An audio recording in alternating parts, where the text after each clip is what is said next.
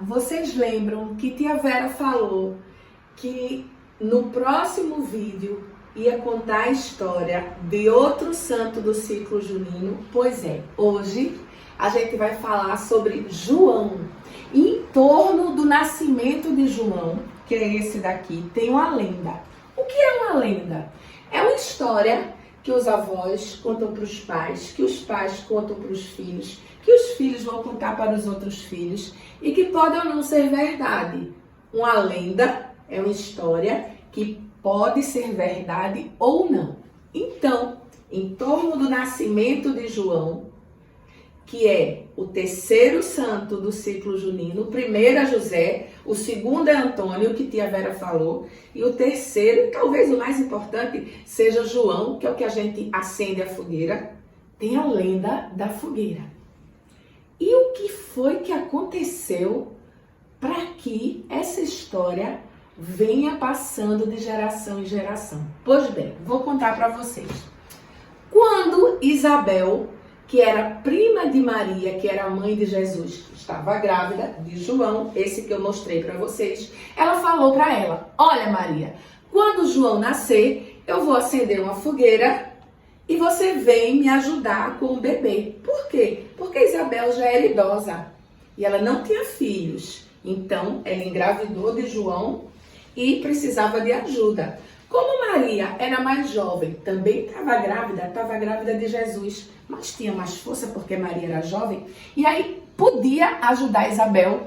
E aí, quando João nasceu, Isabel acendeu uma fogueira, ou alguém deve ter acendido, né? Porque ela estava lá, tinha tido neném. E aí Maria viu a fogueira lá em cima e foi até Isabel ajudá-la com o neném nos primeiros dias. E essa é a lenda da fogueira. Por que lenda? Porque pode ou não ser verdade. Tia Vera perguntou para uma pessoa que tia Vera conhece: Renato, que ele é padre, me diz uma coisa, de onde Isabel morava era alto para poder Maria ver? Aí ele falou: Vera, isso é uma lenda. Então, isso pode ou não ser verdade. Esse ano, como tia Vera falou no último vídeo, nada de acender fogueira. Por quê? Porque as partículas de fumaça vão se espalhando pelo ar e junto com ela pode ir o vírus da Covid e outras infecções respiratórias que vocês pequenininhos têm muito, viu? Fica com o nariz entupido, secreção descendo pelo nariz e não é legal. E a natureza também agradece. Por quê?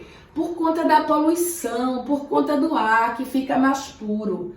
É uma tradição legal, a gente gosta de acender, mas a gente precisa renovar os conceitos, precisa renovar essa tradição. Vamos fazer outras coisas ao invés de acender fogueira, principalmente nesses tempos de Covid. Vamos dançar uma música? Vamos lá!